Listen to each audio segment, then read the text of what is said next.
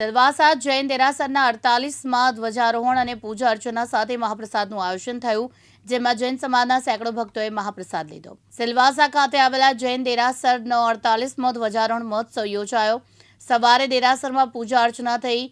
12:39 કલાકના શુભ મુહૂર્તમાં દેરાસરની શિખર પર ધ્વજારોહણ કરવામાં આવ્યું હતું।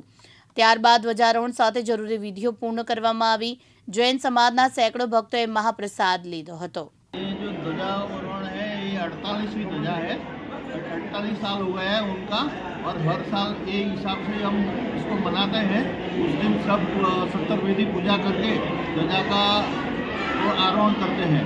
उसके बाद में स्वामी वात्सल रखा हुआ है। सब गांव के सब इकट्ठे होकर उनका सब स्वामी वात्सल करते हैं।